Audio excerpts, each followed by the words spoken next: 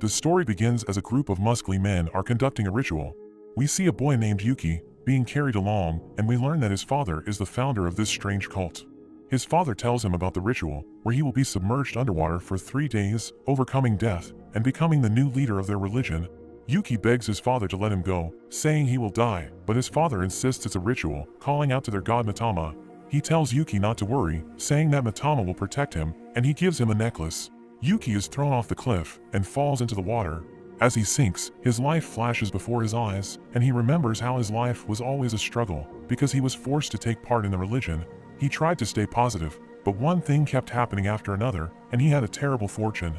Seeing all his struggles, Yuki wishes that if he is reborn, to be sent to a world without gods and religion, just wanting to have a normal life where he can make some friends. When he wakes up, we meet a girl reading a book, and she strokes a certain area, hoping to revive him. Yuki wonders what she is doing, and the girl becomes embarrassed, apologizing profusely. She introduces herself as Al, offering to serve him until he is healed, telling him he can come to eat at her restaurant for free. Yuki comes to the realization he was sent to another world, so he immediately asks Al about the whereabouts of the guild. She doesn't quite understand him, but Yuki says he is looking for the Adventurers Guild, where he can get jobs and meet other adventurers. Al tells him to follow her, and Yuki gets excited to start his adventure in a fantasy world. But he ends up as a farmer, and he thinks it's a boring quest to start with. He gets approached by a guy named Roy, telling him to keep his hands off of Al, but he is interrupted by Clan, who tells him not to cause trouble. They introduce themselves, and Clan says he has a job for Yuki. He hands him a dagger, and Yuki thinks it's his starter weapon. He wonders if he will be sent to fight some goblins, but he ends up being tasked with harvesting grapes.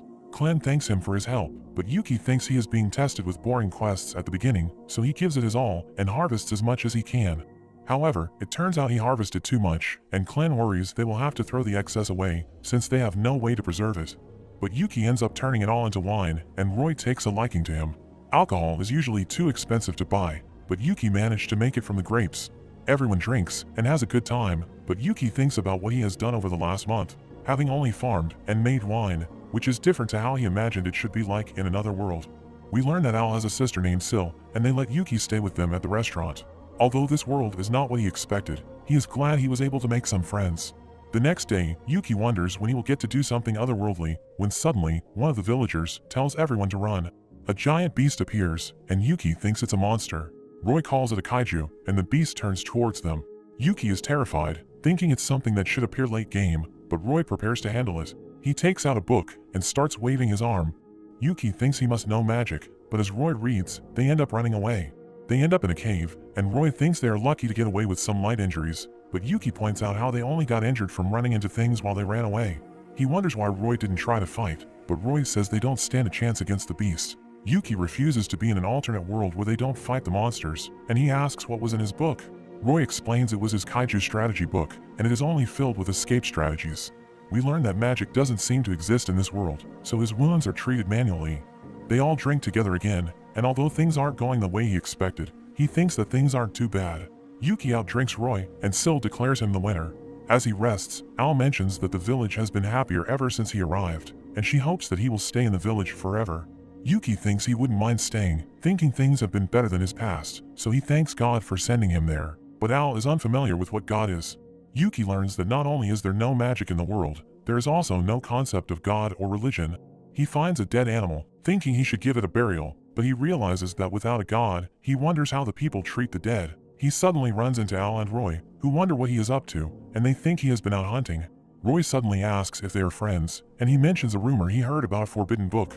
Yuki thinks it's finally a lead to learn more about the world, asking what it's about, but it just turns out to be a book about segs. They head to the capital, and we learn that they live in a remote village a while away. Roy points out the palace, where all the knowledge about farming and dealing with the beasts is taught to them by the emperor. Roy advises Yuki not to talk with anyone from the city, saying that their village is despised by the rest of the people. Yuki finds this strange, but Roy points out the shop they are looking for. They are greeted by a girl, and they come across the forbidden book. Yuki takes a look, and Roy can't handle it. Yuki thinks it's more artsy rather than dirty, but Roy thinks he is a freak, saying that type of thing is super forbidden in their country. As they leave, they come across a gathering. Yuki gets a closer look, and he sees a bunch of people drinking a vial, which causes them all to die. Yuki is devastated seeing this, and Al pulls him away. Yuki wants to know what he saw, and Al explains that their country has an end-of-life system, where the country can order people to end their lives. Yuki finds this hard to accept and starts to get worried, but Roy says they are special and tells him not to worry about it. As they leave, the people look at them with disgust. At night, Al sneaks into Yuki's bed. Yuki wonders what she is doing, and Al wants to practice the things she learned from the book, thinking it can give men more energy. She promises to do her best, and there is a struggle, which leads to Yuki being tied up, and Al apologizing to him. She thinks she was sent to this village because she is weird, revealing that their village is an isolation camp where all the outcasts are sent. Yuki wonders what that means, and Al shows off a branding mark that marks her as a resident of the isolation camp and as someone who fears the end-of-life system. Al says that he was the first person she met that didn't look at them with disgust, even sharing in their life and laughter, so she thanks him, and Yuki is also glad, because they are the first friends that he has made, so he doesn't care if they are outcasts. Al notices his necklace, calling it beautiful, and Yuki thinks about how it was the only thing he brought from the other world. He gives it to Al, thinking it's nothing special, and Al is overjoyed. He tells her it's getting late, so Al heads off, but she is glad to have met him. We suddenly see a heated discussion, and Sil wishes that Al could be spared. But Roy refuses to give up and wants to put up a fight. When Yuki gets up, he finds it strange their restaurant isn't open. When he heads outside, he finds Roy beaten up. Roy explains that their village is a dump for everyone who is considered a deviant, and instead of being told to end their lives, they are forcibly taken. He says that it was time for Al and Sil, so they were taken, and he apologizes for not telling Yuki sooner. Clint arrives on a carriage, saying they still have a chance, and they head off to the capital. We see Al in the rain, and she looks at her sister's body. A soldier prepares to end her life, but Yuki comes rushing to save her. He fights off the soldiers, and they wonder who he is. Looking at Sil's body, Yuki wonders why things have to be like this, but a captain appears, saying it's because they are deviants who fear the end of life. Yuki wonders what's wrong with fearing death, but the captain says that life coming to an end is nothing to fear, thinking of it as their duty. Yuki is stabbed by the captain, and he falls to the ground. Al cries for him, but she is also taken out. Seeing his necklace, Yuki thinks about how his father said their god would protect them. So he calls out to his god, and his bead flies up into the sky, causing lightning to strike. The sky opens, and a being emerges and descends down to the world. There is a huge shockwave, and the girl hugs Yuki, happy that he called upon her. She realizes he is about to die, and she turns toward the captain, unleashing her power which traps them all, and she proceeds to swallow them all up. She goes to patch Yuki up, and Al realizes she is alive. The girl clings onto Yuki, but he wonders who she is. She is devastated to hear he doesn't recognize her, so she introduces herself as his god Mitama. Everyone is healed, including Sil, who is brought back to life, and Mitama flexes her power. Yuki is surprised she can revive the dead, and all the spectators seem to just leave, which Yuki finds strange. The trio return to the village, and everyone is shocked they made it back alive. Roy tries to hug Sil, but she just dodges him. Everyone drinks in celebration, but Yuki starts to worry that they have pissed off the people in the capital. He wonders how he can protect the village, because they don't really stand a chance against an army, so he thinks that Mitama is the only one he can rely on, but Roy interrupts him, telling him to drink. We see Mitama with the two sisters. She wants to go to Yuki, but they try to get her dressed. Al wonders what her relationship is with Yuki, and Mitama says she is his god. Al still has no idea what that means, and Mitama explains it means they are together until death. Al becomes devastated hearing this, thinking she means they are married, and she starts thinking that Yuki is into little girls. She starts overthinking things, and Sil explains she is in love with Yuki. Mitama is glad to see that Yuki has people that care about him in this world, and she asks Al to continue to be his friend, and Al instantly agrees. Back at the bar, Yuki asks Clen to tell him more about the country, asking to learn more about the end-of-life system. Clen explains it was a system established hundreds of years ago by the Emperor, but Mitama suddenly headbutts him and interrupts. Clen asks who she is, and Yuki explains she is from the same place he came from, and they have known each other for a long time. Roy sees Mitama, and he instantly falls in love, asking her to marry him, but she instantly rejects him, and he starts to lose it, while everyone finds him creepy. Yuki wonders how powerful Mitama is, and she claims that she can do anything. He wonders if she could beat the army of an entire country, and she says she could just wash them away with a gush of water. Yuki gets excited, thinking about how he was reincarnated into the world without any overpowered skills, but he realizes he finally got one. Mitama attempts to show off her power, but she only manages to refill a drink. Yuki wonders what happened. Mitama checks her number of followers, which turns out to be 0, so she has no powers, explaining that a god's power is linked to the number of their followers. Yuki thinks she is useless, but she wonders why he isn't her follower, even though she used up her remaining power to save him. They suddenly get a message that the capital has started looking into their incident, so they start to worry that soldiers will be sent to them, but Roy tells them not to worry, because Yuki will save them again, and Yuki nervously agrees. Yuki has a bath, and he starts freaking out, not knowing what to do. Mitama suddenly joins him, and he throws her, but claims he did it out of reflex. Mitama wonders what's on his mind. Yuki worries that the village will be attacked because of him, and Mitama suggests the two of them run away. Yuki refuses to run, and Mitama reminds him how he just endured things in his past life. But Yuki refuses to stand by as he did in the past, so he decides to help her gain followers and create religion in this world, so that she can become a real god and use her powers. They start with Roy, and since he is in love with Mitama, he instantly agrees to be her follower. Mitama sees that she finally has one follower, but complains that Yuki still hasn't followed. Yuki plans to get 10,000 followers before the army arrives to attack them, and Mitama says it would be enough for her to reduce them all to ashes. They think about the best way to get followers, which would be to perform miracles, but since Mitama can't do that in her current condition, Yuki thinks about what his father used to do. But Mitama tells him not to worry, even without her powers, she has godly wisdom from living over 10 billion years. They set up along the street, and Mitama claims to know everything, giving examples about Yuki's childhood, like how he couldn't pronounce broccoli as a child, and she even knows about his secret birthmark on his ass cheek. Yuki gets embarrassed, but Al thinks it's cute. As Mitama continues, Yuki says she is useless, telling her to stick with performing miracles. She says she can't do that yet, so Yuki decides to take over. They set up a shrine, and Yuki introduces Mitama to the people. To convince them all she is God, Yuki prepares to show off one of her miracles. He suddenly asks Al if she is having relationship troubles, and she admits she is, but asks how he knows, worrying that he knows that she likes him. But he says that Mitama has the power to read her heart. Everyone is impressed, but it's actually just a trick that fortune tellers use, mentioning something vague that can apply to anyone. But Mitama follows up, saying that Al has been worried about gaining weight because her boobs have gotten too big, mentioning how Yuki prefers them small. Al is devastated and immediately demands an axe to cut them off, but Yuki says that he likes them big. After this failure, Yuki has no idea how to get more followers. They refuse to give up, trying to perform a magic trick and even attempting to fly to convince the people.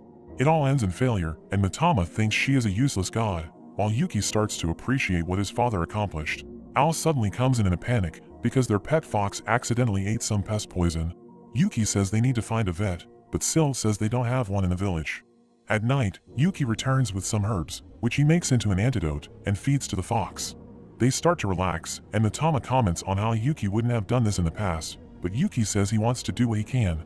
The fox rejects the antidote and starts to fade away, but Mitama uses her power on it and manages to restore its health, although it drains Mitama of all her power, and she says it's all she could do with a single follower. But she suddenly gains power, as Al and Syl believe in her. Yuki is surprised she gains so much power, and he thinks that the way someone becomes a follower affects the amount of power they give. Since Al and Syl witnessed a miracle firsthand, they must be giving Mitama more power. Mitama starts laughing with her overwhelming power, and she decides to prove herself again. Al says she has a request, and they head outside. We learn Al requested for the soldiers they killed to be brought back to life, because Al thinks they did nothing wrong because they were just doing their job and following the system. Yuki gets worried, especially about reviving the guard captain, but Mitama proceeds to use her powers and bring all the soldiers back to life. But a woman screams, and it seems Mitama accidentally brought the guard captain back as a woman. Captain Bertrand returns to the capital with a report about Yuki and the town. However, the guard doesn't recognize him, pushing him away. Bertrand tries to explain who he is, but the guard doesn't believe him since he is now a girl. The guard thinks he must be from the isolation camp, so he sends him away. Meanwhile, we see a mysterious girl battling a giant beast. The girl activates her power, which instantly destroys the beast. We learn her name is Ataru, and she is working directly for the Emperor. Bertrand wonders what he should do now that the empire that he was so devoted to has abandoned him. He gets approached by Roy, who taunts him about getting rejected from the empire. Roy starts to find him cute in his new form, and Bertrand can't defend himself because he can only use his sword for the sake of the Emperor. But Roy gets thrown away as Yuki comes to the rescue. He admires Bertrand's loyalty, but now that the Empire has abandoned him, he asks him to join him, promising to create a place where he will belong. Bertrand stays loyal to the Empire, but agrees to help Yuki, to thank him for his help. The villagers are attacked by one of the giant beasts, but a man named Ricky decides to stand his ground. Yuki arrives to help, and Mitama summons her holy weapon, telling Ricky to use it to defeat the beast. Ricky attacks, but gets instantly defeated, and Yuki wonders why the sword was so useless. He regrets counting on her, and they are about to be attacked by the beast, but Bertrand saves them just in time. He tells them to get back, as he slashes the beast, defeating it with a single attack, and everyone is amazed. Yuki takes the chance to introduce Bertrand as his holy knight and tell the villagers about their religion, saying their fields can be protected against the beasts. The villagers wonder what religion means, and Mitama starts to explain she is God, but Yuki stops her, explaining that they are just a group who have a mascot that they call God. The people wonder what a mascot means, and Yuki compares Mitama to Owl's pet fox, saying that if they follow the religion, where they just love Mitama as their mascot, they won't need to be afraid of the beasts anymore, and the people are convinced. At the restaurant, when people try to order wine, Owl tells them they are now only serving wine to people in their religion, recruiting them to join, and the people happily agree to sign up. Yuki is using every way he can to gain more followers, even bribing people with cookies, which they have never tasted before. As a welcoming bonus, he even has Mitama using her power to give people a massage, and in the end, Mitama gained 107 followers, and her powers seem to be growing.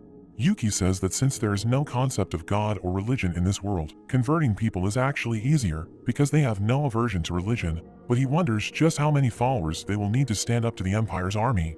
We suddenly see Bertrand running for his life, as he gets chased by Owl and Sil. He appears before Yuki, wearing a maid outfit, and asks Yuki to end his suffering. Yuki ends up asking him about the number of soldiers in the Empire's army, explaining that he just wants to keep the village safe. Bertrand tells him he is mistaken, because the soldiers aren't the threat he needs to worry about, explaining that the Emperor has an elite unit of Archons, which he has directly given special powers. Yuki wonders how strong they are, and Bertrand has heard rumors that they are all strong enough to destroy a mountain. Ataru prepares to head to the village, but she gets a message from another Archon named Loki, alerting her of another beast she needs to eliminate. Ataru thinks Loki is up to something, and her time is being wasted, but Loki insists that the beasts are a threat to the Empire and need to be taken out. Yuki goes to Mitama, asking if she has the power to destroy a mountain, but Mitama jokes that she could destroy a mountain of snacks. Yuki asks for a serious answer, and Mitama says she could easily do it with only 10,000 followers. She boasts about her powers, but Yuki becomes depressed hearing this, thinking she is useless. We see Yuki approaching Bertrand, who is in another outrageous outfit, and he thinks Yuki must be after his body. But Yuki is actually just interested in his sword, but it seems ordinary to him. Bertrand wonders what he wants with his sword, but Yuki thought there was something special about it, since he could slay the beast with a single attack. Bertrand shows off his power, easily cutting through an enormous stone, revealing that it has the power to cut through anything. Yuki wonders where he could get a sword like that, thinking he could use them to stand up to the Imperial Army, but Bertrand says it's impossible, because they are only given by the Emperor to officers above a certain rank.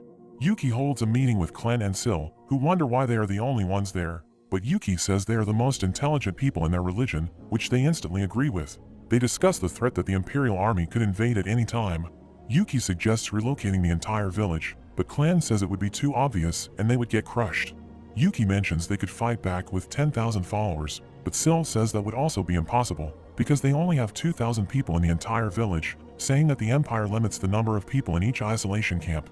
But Yuki realizes that that means there are other isolation camps, and they explain that the capital is actually surrounded by a number of separate isolation camps, which are all filled with people deemed to be abnormal. Sil suddenly starts drinking, and Roy bursts in, sensing that people are drinking. The meeting comes to an end, as they all start drinking, and Yuki ends up joining in as well.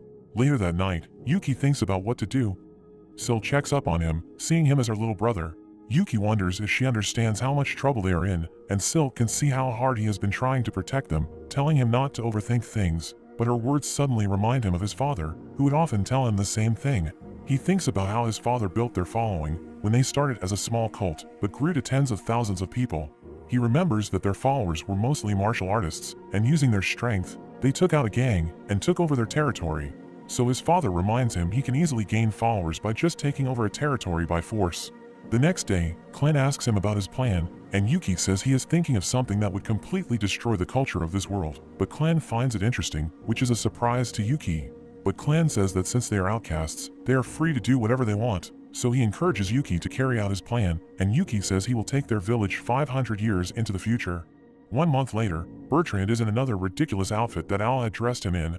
Ataru suddenly appears, and scans him with her skill, realizing his real identity. She wonders how he was turned into a woman, and comments on his weird outfit. She classifies him as a rebel, firing a beam at him, and Bertrand prepares to fight. But he is no match, and easily defeated, but Ataru spares him, planning to take him back to investigate how his gender changed. But she is suddenly surprised, looking at the village, seeing foreign structures, and strange beasts that she has never seen before, wondering what is going on. We cut back to a month earlier, as Yuki tells his friends about his plan to give Mitama 10,000 followers. planning to use Mitama's powers to offer incentives to people to gain more followers. Mitama ends up making harvesting machines to help the villagers with their farming, telling the people they will be allowed to use it if they believe in Mitama. The people are eager to join, but we see Mitama drained of her power. She ends up recovering, thanks to all of her new followers, reaching 927. Yuki thinks things are going well, but he wonders what they should do next. Al comes in with a bucket of water, but she slips and ends up spilling it on herself, thinking she needs to go and get more water. But this gives Yuki an idea, and he ends up installing a sink at the restaurant, saying that Mitama will bless all of their believers' houses. Thanks to this, they end up having a pool party to celebrate, and everyone has a good time. But Mitama is exhausted, having been forced to create plumbing and connecting water to all of the followers' houses. She manages to recover, thanks to even more followers, and she starts to get excited about fighting the Empire.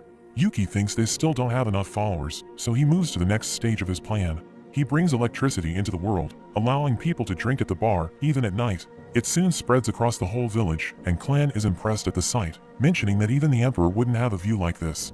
Bertrand asks how he would know about the Emperor, and Clan reveals he used to work in the Imperial Palace, but he chose to live in the isolation camp instead. Mitama thinks he is weird for his choice, but Clan thinks she is even more interesting, asking to know more about what it means to be a god. Yuki explains there are two types of gods, one is used to explain inexplicable events, and the other is a symbol created by religions. Bertrand thinks that would make their emperor their god, because all phenomena, disasters, and inexplicable events are explained by the assembly that works for the emperor. The next day, Mitama's power surges as she has over 2,000 followers. Yuki thinks that everyone in their village has been converted, so they need to start converting the other villages. However, Roy suddenly comes in, telling them that Bertrand was attacked and captured. Meanwhile, we see Ataru as she examines a hose, confused by how it works. She interrogates Bertrand about it, but she suddenly gets a message from Loki. She reports about the strange tools, and Loki suggests that only the Emperor or another Archon could create such things, reminding Ataru of the Archon that once betrayed them in the past. Loki tells her to just destroy the village, and Ataru starts torturing Bertrand. But Mitama suddenly appears, causing her to back away. Ataru attacks with an energy blast, but Mitama blocks it by shielding herself with some rocks. Mitama summons a number of plant monsters to attack, but Ataru vaporizes them. Mitama summons even more, and Ataru keeps destroying them, but she eventually gets caught as a bunch of monsters jump onto her, and Mitama follows up by binding her even further. Mitama thinks the fight is over, jumping onto Yuki, but there is suddenly a huge explosion as Ataru gets free, revealing her true form. Mitama knows she is running out of power, so she prepares her final attack. She sends her beasts to attack, but Ataru blows right through them. Mitama thinks she is about to lose, but Yuki begs for her to win. Mitama decides to borrow the power of all the other gods, because as a primordial god, she is able to use any of their powers. She attacks using their powers, and Ataru clashes with her. But after a while, the gods tell her they have to go, after seeing how few followers she had. And there is an enormous explosion as Ataru's attack lands. Ataru ends up exhausted, but Mitama is defeated, and she starts crying, apologizing to Yuki for letting him down.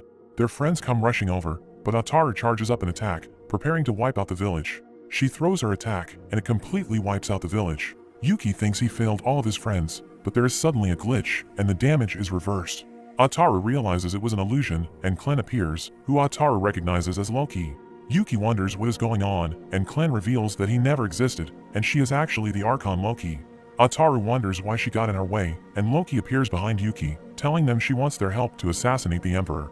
Ataru asks why she is betraying them, preparing to eradicate her, but Loki suddenly stabs her from behind, telling her she stands no chance when she is already caught in her illusion. Ataru is restrained, and Loki takes them back to the capital. They are taken to meet the Emperor, and Ataru rushes to apologize for her failure. But the Emperor is unfazed, because everything was foretold. He even knows about Yuki, attempting to revive the notion of God and religion. Yuki is shocked the Emperor knows about God, thinking he could also be from another world, but Mitama becomes bored and wanders off. She suddenly destroys a pillar, thinking it was controlling Yuki, as she reveals they have been talking to a corpse this whole time. The whole palace suddenly changes, and Loki is impressed Mitama could see the truth. She reveals that they were in a fake space created by the room's facilities. She tells them that the Emperor died a long time ago, and the Empire is being run by the room he created. The room is filled with machines that analyze and control everything to do with the Empire, including the end-of-life system, and do everything to keep the Empire in an unchanging state. Yuki thinks that the technology is even more advanced than his own time, wondering what kind of world they are in. Loki mentions how she has been watching for centuries, but Mitama says that thousands of years ago, the world was once destroyed. But there were a few survivors that rebuilt the land so it would never meet the same fate again, and they ended up deleting their belief in God. Yuki wonders what she means, asking what world they are in, and Mitama reveals they are still on Earth, but at a time far into the future, because when he was drowning in the past, he wished to be reborn in a world where gods and religion didn't exist. Loki tells Mitama she should destroy the machines, wanting to destroy the Empire. Ataru thinks their purpose is to serve the Empire, but Loki is sick of serving a master that is already dead, telling Yuki it would mean the end to the end-of-life system, and threats of being attacked by the Imperial Army. But Yuki suddenly attacks her. Loki charges at him with her knife, but he disarms her, realizing she can't use her powers while inside the palace, which is why she needed Mitama's help. Yuki demands to know the real reason she is trying to destroy the Empire, and in a flashback, we see Loki as she watches over an end-of-life ceremony. She becomes sick with how the world is, so she looks to find why the Emperor created such a world. But she finds the history of how humans used to be free, as well as the gods they believed in. She wonders about her own existence, and starts living among the people in the isolation camps as clan, finding their lives much more free, and that's when Yuki suddenly appeared. He knew nothing about the world, but he had used strange words, and had knowledge about things normal people shouldn't know, like how to make wine, and when he started talking about God, he caught her attention. After that, she spent most of her time at the village, and Yuki was even able to summon Mitama, bringing about great change to the village. One night, when Yuki thinks about establishing a doctrine, they wonder what he means, and Yuki explains that a doctrine is something that all the followers would believe, and Clan suggests living freely. Yuki likes his idea, and in the end, decides to go with followers be free. He thanks Clan for his suggestion, but Mitama suddenly comes up to him, warning him that Yuki belongs to her, saying that Yuki has a bad habit of attracting girls. Clan wonders what she means by girl, and it turns out, Mitama was able to see through her illusion, so she realizes that with Mitama's power, she would be able to destroy the Empire. Loki continued with an experiment, going to another isolation camp and showing them illusions to gain followers, and she managed to use her powers without the help of the machines. The Archons were built like gods, so she plans to destroy the Empire and become a real god. Ataru thinks she is mad, but Loki reveals she told her plan to all the other Archons, saying they would become gods, and they all agreed. Yuki agrees with destroying the Empire, because he thinks Loki's wish for freedom isn't inherently bad. So he tells Mitama to destroy the palace. The palace is destroyed, as an enormous tree emerges, and Loki wonders what Yuki plans to do next. He knows that the Archons will fight among themselves, and their village will eventually get dragged into it, so he plans to make Mitama the true god, saying that fakes won't be able to compete with her. Back at the village, the people celebrate, now that they are no longer targets of the Empire, and Mitama is praised for taking out the Empire. But Loki and Ataru are also there. Yuki wonders what Loki wants, but she says she just wants to enjoy a final night at the village with everyone. Roy is surprised that Clan was a girl, and she tricks him with an illusion, swapping positions with Ricky. Loki decides to head off, not wanting the other Archons to get ahead of her, and she leaves Ataru behind, saying she can no longer use her powers without the Empire's machines. Yuki claims he will do everything to protect the village, and Loki says she will do whatever it takes to become a god. As she leaves, she is stopped by Bertrand, who sees her as a threat. But Loki uses her magic, turning Bertrand back into a man, and he is overjoyed to be back in his original form. However, Loki changes him back, mentioning how she still has powers, so he is no match for her.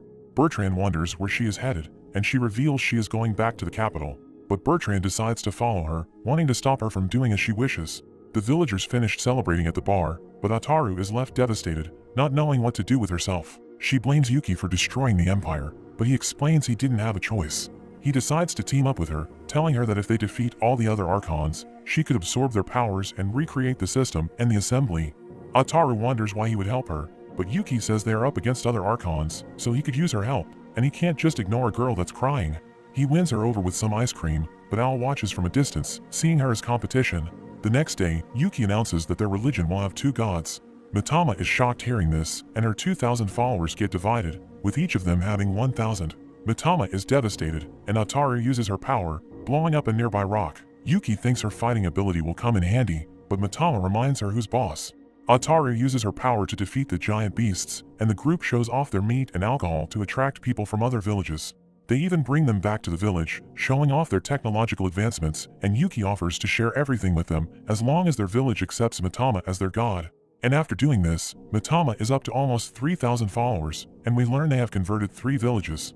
But Mitama gets jealous when she sees Ataru has more followers than her, but she says it's because she is the one defeating the strange beasts.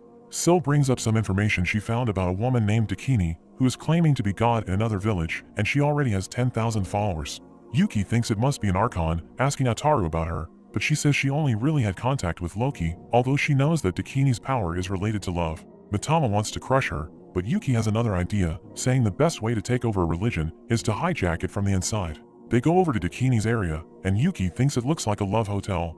They ask to join the religion, and a girl named Rish appears, introducing herself as one of the branch leaders. She guides them through their facility, and as the other followers see Rish, they think she is the #1 lover, and that she wears her glasses to contain her power. They reach Dakini's chamber, but Rish tells them they can only meet her as a male and female pair. Mitama worries if Yuki will be okay without her, but he says it should be fine. Ao thinks their infiltration is going well, but Yuki tells her not to let her guard down.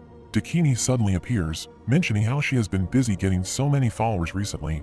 Yuki requests to join, and Dakini easily agrees, mentioning that they just need to do things the way they like and live according to their desires. She takes a picture of them both and just leaves the room. Yuki is suddenly overwhelmed by a strange feeling, and it seems Ao has also been affected.